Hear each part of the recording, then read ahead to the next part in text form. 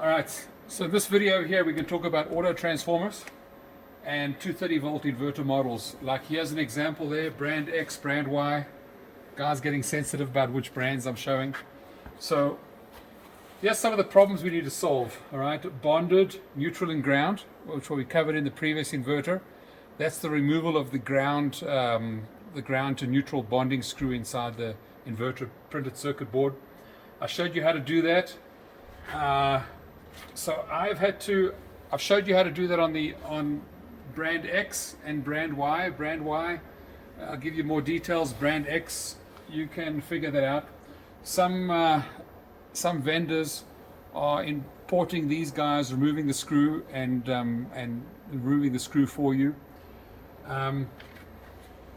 We've got circulating currents on bypass mode.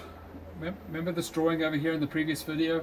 For example, if this is your pole utility transformer, you've got 120, 0, 120, 240 between phases. Your inverter, if it's in bypass mode, and you're pushing an auto transformer, you're going to get circulating currents. If this transformer is wound unevenly, or let's say it's even wound perfectly, it's giving you 120 volts, 120 volts. But I've seen, for example, where a single pole transformer is feeding 5 or 6 homes. 5 or 6 homes might not have equal loading on the phases. It might be putting an extra load on this one, dropping it down to even, let me use a black pen, dropping that down to even 112 volts. Oh, excuse my dyslexia again. 112 volts. So we get 8 volts difference between L1 and L2. That auto transformer is going to try and make up that difference of that 8 volts through only in bypass mode, not in inverting mode. So the resistance of the wiring, you're going to have 8 volts going through maybe 1 or 2 ohms of wiring. So that could end up being, I've seen 60 amps or more go through, not with this particular transformer, but with other auto transformers. So you could have many homes changing different times of the day, loading one phase harder than the other. There's nothing to guarantee that people are using balanced phases. So the second thing, so we've bonded, ground and neutral, we've covered. So we've got circulating currents that we've gone through on how to kind of solve them. Some people have advocated 2 different grounds. Running a ground for the center tap of the auto transformer and bonding that to neutral and ground in the sub panel, and bonding that in the main panel. But let's say you have a varying voltage over here. Let's say today it's 0 volts, tomorrow it's 8 volts. Okay, that 8 volts, all you're doing is we're essentially just breaking this wire over here and putting a resistor in between the ground over there. And we all know about cathodic protection. Have you ever heard of gas pipes, etc., etc.? What happens, the amount of current they need to push into these pipes to stop corrosion.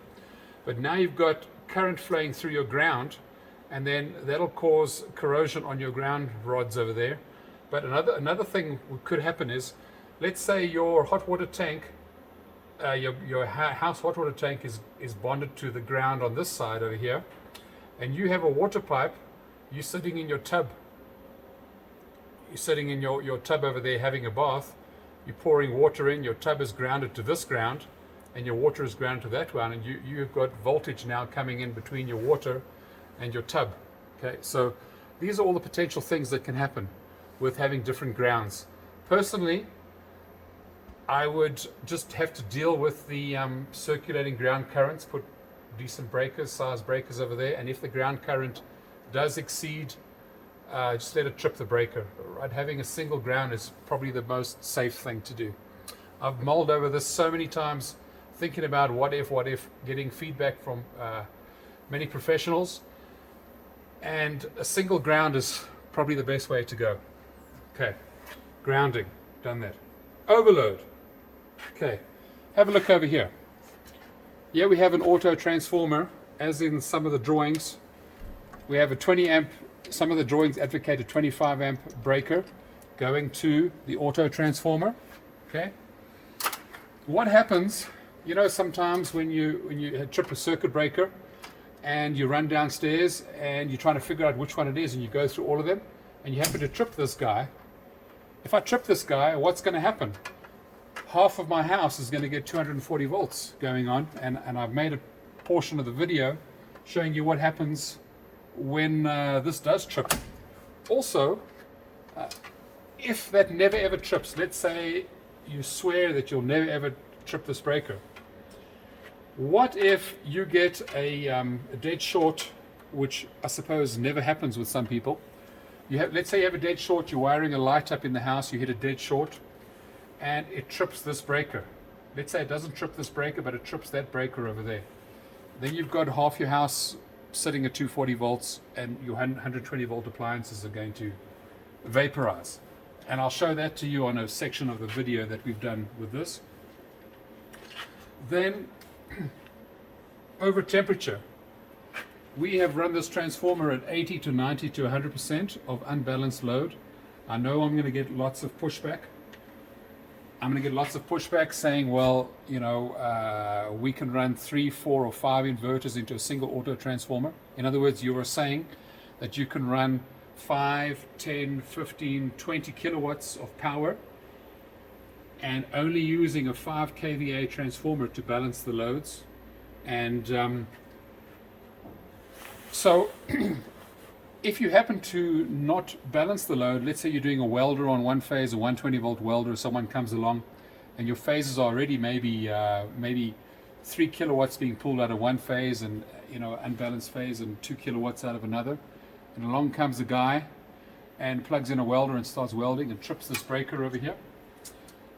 Your neutral goes missing, and so does half of your house. The other thing that I wanted to mention was temperature. So we ran an unbalanced load on this thing for 30 minutes, and we managed to get the temperature up to 240 degrees.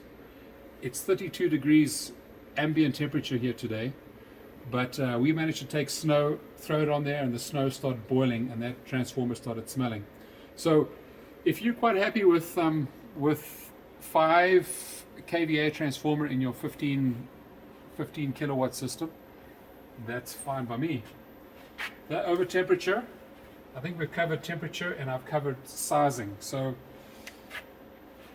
yes, if you are going to be a good boy and never overbalance your loads by 5 kilowatts, then that's fine. There is no temperature cutout in this unit. There is nothing to tell this inverter to shut off when that guy becomes over temperature. If you put a thermal cutout switch in there, which leg are you going to cut? The live, the neutral? If you cut any one of these 3 legs, your house has the potential of getting 240 volts in some of your circuits. So yeah, that's the way to do this auto transformer properly. Solve all of these points over here, and you'll have a good system.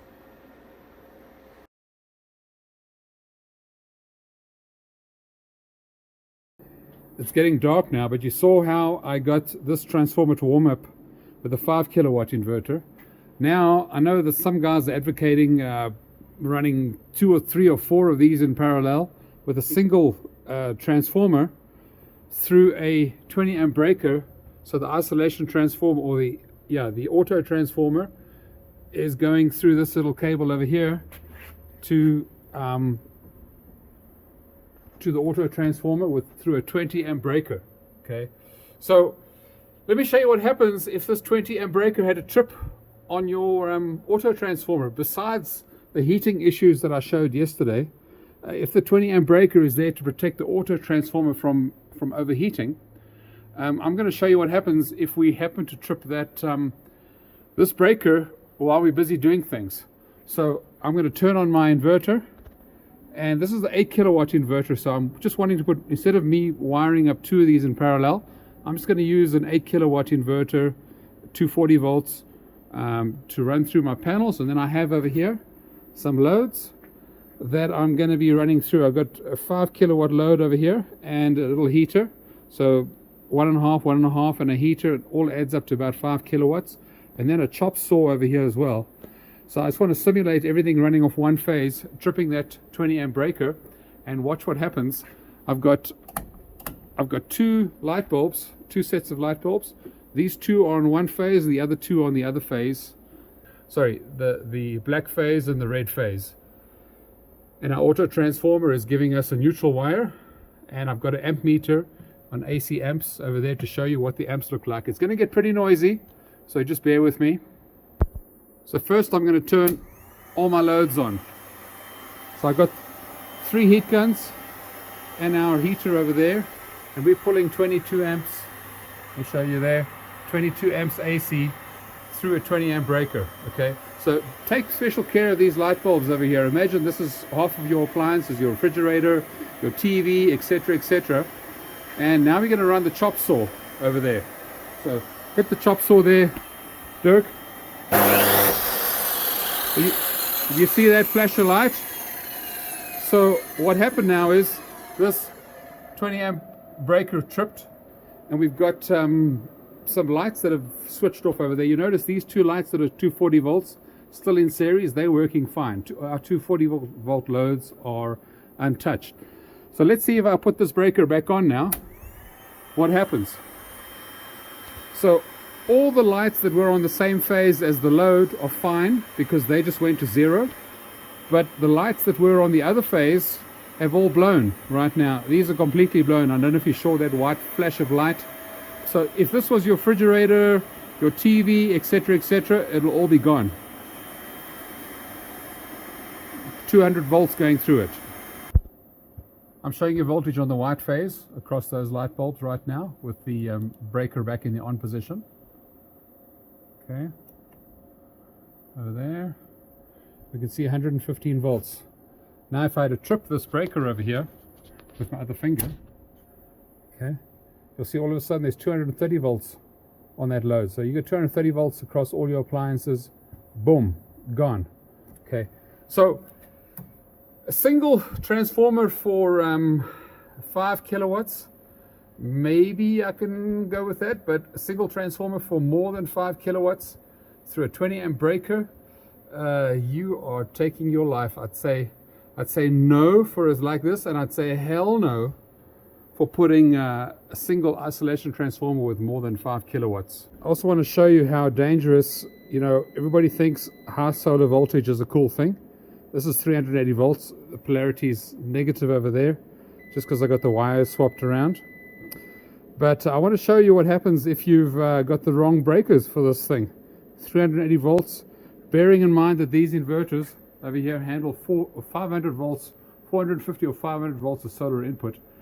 This one as well, which is a huge selling point. But I want to show you how to be careful with this.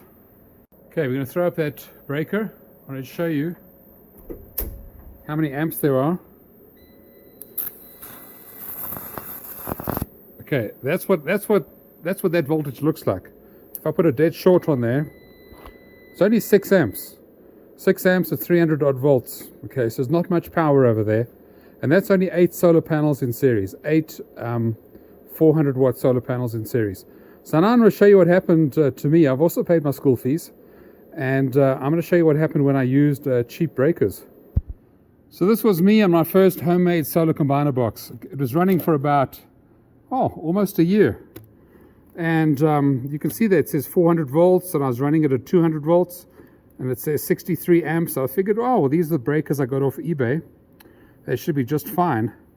And then one day I was in the basement. It just so happened that I heard the sizzling sound and a bit of sparking, so I turned the breaker off, and that's when this happened over here.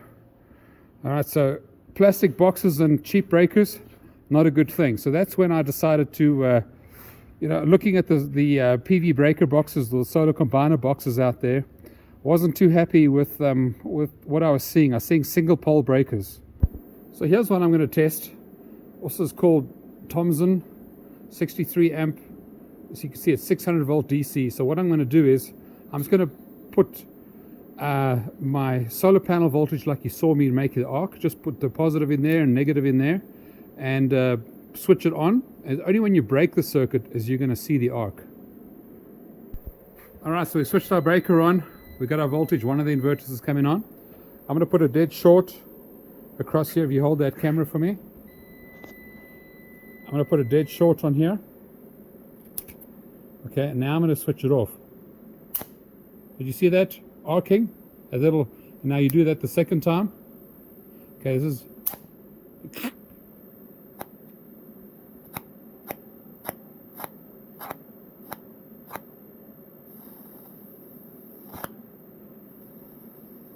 Okay, obviously nobody uses a breaker like this, but you switch it on off a few times.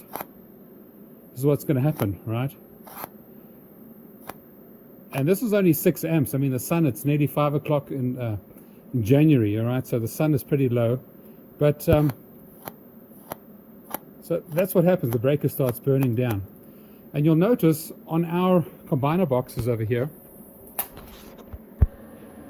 this is an 8-2 combiner box. You'll notice on our combiner boxes, there are double poles breaker, right? So that each one is rated at 1,000 volts. So there's the positive leg. It's going through here, through another 1,000 volt leg, and then coming out. And the same with the negative. So we really have 4,000 volts of isolation right here with a decent quality snap type of breaker. So there's no arcing. Very important. You see what happened to me? Don't pay your school fees. It's not worth it. I'm going to show you what should happen. Use a little sticker like this. This over here, live neutral input, should be changed to the following. That's really how it should be labeled, not the ground, the live and neutral. That should be colored out. That should be L1, L2, just like that. Ground L1, L2, 240 volt AC. And then for the EDA 48 Max, we're going to change these labels as well. What we're going to be doing now is terribly scientific. We're going to be running 5 kilowatts through this transformer. I've got a thermal camera over here. We're going to see what the temperature is. The temperature currently shows, oh, my battery is pretty flat, it's 32 degrees Fahrenheit here right now, this transformer over here. And I've got a little clock, it's 12:02. I'm going to turn all the loads on and turn this inverter on. Just grab everything, turn this inverter on, and I've been running through a 30 amp breaker, which is definitely not 5 kilowatts. And when this inverter runs, we've got, I'm going to show you what the load is when it runs. That's the battery voltage right now.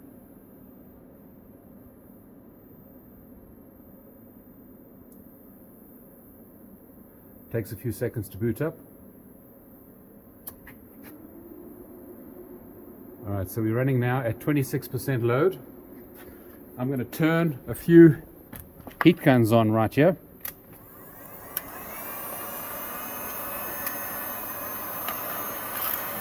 And we're running at 95% load. So we're going to leave that there, and we're going to monitor the temperature of that transformer. And the time right now there is 12:03 that I've just turned that timer on. And we're going to have a look through our thermal camera and see how the temperature starts heating up in just a few minutes. We're currently pulling 4.68 kilowatt hours. And here is our wire coming from the auto transformer. I'll show you what's going in there. Oops. Oopsie. What happened was last night when I was showing you that arc, I didn't connect the wire, so I bumped it off. I'll show you how many amps are coming through there. Oops. I set it to AC amps, so I'm getting 21 amps from the auto transformer on the red, 21 amps on the black phase, and on the white phase we are getting 43 amps. That's what happens when you have an unbalanced phase. All that unbalance has to come through the neutral wire. You'll notice from the inverter coming out, we're getting 21 amps.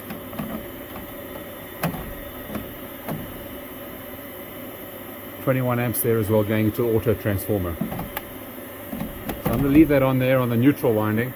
Show you 43 amps coming out over there. So essentially what's happened is it's like a little gearbox, the auto transformer. It's taken 240 volts, turned it down to 120 volts, and if the voltage goes down, the amperage has to go up to equal the same wattage. Let me show you something quite fascinating with this. Okay, so you can see we've got 21 amps coming through our auto transformer, But this 21 amps is combining with the 21 amps coming through from the inverter. Okay, so what it's doing is it's taking 21 amps from this side, pushing the extra 21 amps through that side, plus the black wire from the inverter. So even though we're getting 43 amps through L1, and it will be the same through neutral. So auto transformer is quite an amazing thing, or so is a transformer. That's why they're used everywhere in the world. Let me also look at the voltages coming out of this guy. Okay. Yeah. We put our meter on AC volts over there. If we measure between L1, L2, hot 1, hot 2, look at the meter, we're getting 220 volts. If we measure between hot 1 and neutral, over there we're getting 114 volts on that side, and between L2 and neutral we're getting 105 volts. So we've got about a 10 volt difference between the two, but we are running at full load. We just tripped that breaker again, so I'm gonna, whoops. The time is 12:29. I probably had 9 minutes of breakdowns with that 30 amp breaker tripping. And the only thing I have left is a 40 amp breaker, so double pole. So I'm just going to connect that up and let the test run. I had to reduce the amps down a bit, 84%, but I'm going to increase that again now that I got the 40 amp breaker in there. So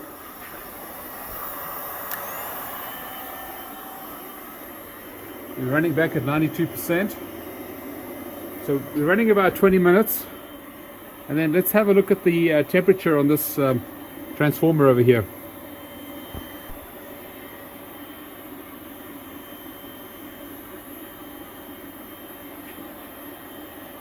So the transformer is heating up a little bit.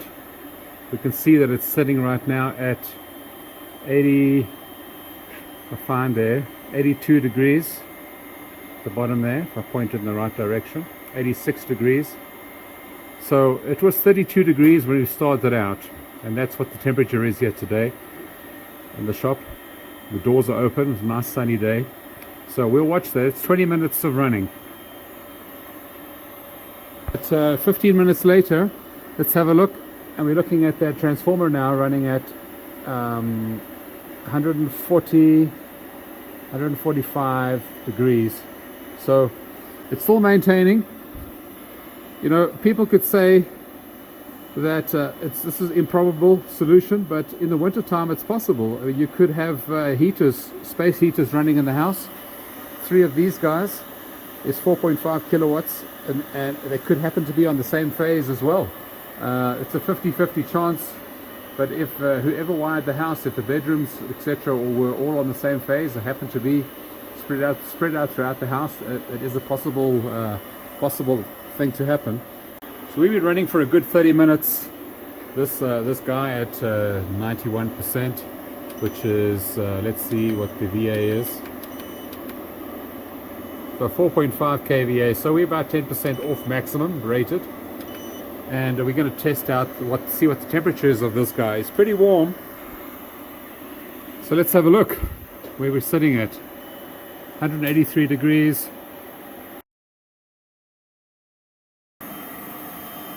Now I left the lid on this time on this box, so you can see, so it just like as it would be normally in a normal condition. So let's take the cover off. The hottest spot on this transformer is 237 degrees, and it's starting to smell like something's burning. Let me see if I can touch. Well, I don't want to touch a 200 degree item. Let me throw some. I'm going to grab some snow. I'm going to turn this off. I don't want to throw snow on there when this thing's on, and that snow just melts like crazy. You never want to do this, all right, guys. This is crazy. Okay, I don't want to get water in between those windings. I'm going to let this thing dry out completely before I turn it on again.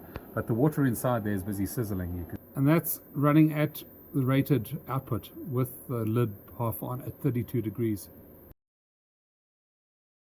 That for a second. If there was thermal protection inside over here, and the thermal protection caused the unit to go open circuit, going open circuit would blow all of our loads on uneven load on the circuit panel, like we showed with the light bulbs. So go with the inverter that has, if you want to go with a transformer, go with an inverter that has a transformer built in. They have temperature sensors over there, and they'll shut down the inverter when something gets hot. That is the right way to do it.